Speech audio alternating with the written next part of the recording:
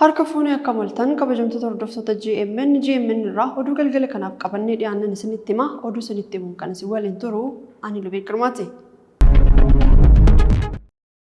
Ministeerri muummee Dr. Abiy Ahmed raawwii karoora hojii baatiiwwan salgan darbanii gamaggamuu eegaleerraa jedhan.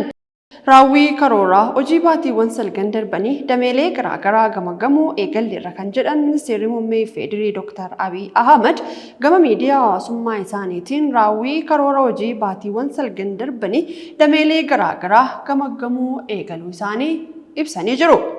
Gamaggama kanaanii karoora baatiiwwan sadan itti aananii cimsuuf yaadota deeggaran irratti marii ni gaggeessinas jedhanii kan jiran yoo ta'u, aga ammaatti bu'aan hojii milkeessine bal'aa ta'us milkaa'inni argame osoo nun danqiin guddina caaluuf nu kakaasuu qaba jechuun ibsanii jiru. Daawwannaan misoomaa Shaggar ni oomishti jedhu guyyaa har'aa gaggeeffamee ooleera.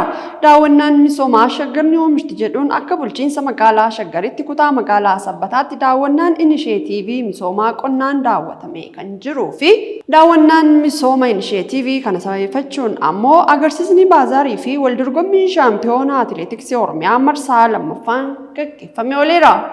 Daawwannaa kanarratti hooggantoonni olaanoon magaalaa Shaggar kan argaman yoo ta'u, sadarkaa itti aanaa pirezidaantii mootummaa naannoo Oromiyaatti kantiibaan bulchiinsa magaalaa Shaggar Dr. Tashoomaa Addunyaa haasawaa kan taasisan yoo ta'u, haasawaa isaaniitiinis magaalaan Shaggar magaalaa giddugala turizimii ispoortii taasisuudhaaf xiyyeeffannoon hojjetamaa jiraachuu himanii jiru.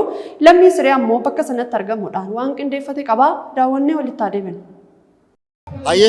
Galatoomii har'a argamnu bulchiinsa magaalaa Shaggar kutaa magaalaa Sabbataatti bulchiinsa magaalaa Shaggar kutaa magaalaa Sabbataatti sababni argamneefis akka magaalaa Shaggaritti daawwannaa misooma inisheetiivii mata duree Shaggar ni oomishte jedhuun akka guutuu magaalaa Shaggaritti magaalaa Sabbataatti qophaa'eeti jira.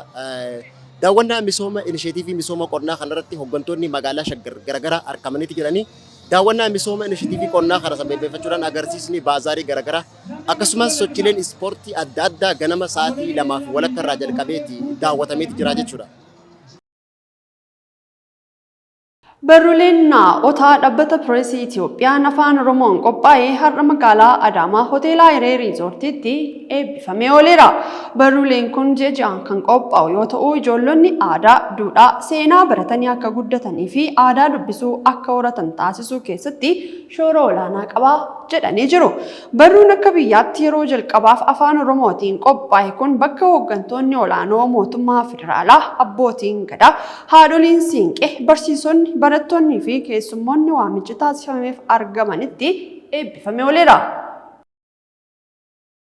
Kan hordofaa turtan GMN irraa oduun galgala kanaaf qabanne dhiyaanne kana fakkaata. Yeroo gaariin waliin qabaattaniif ulfaadhaa jechaa GMN irraa qophiilee hafan waliin turtii gaarii qabaadhaa. Nagaan bulaa.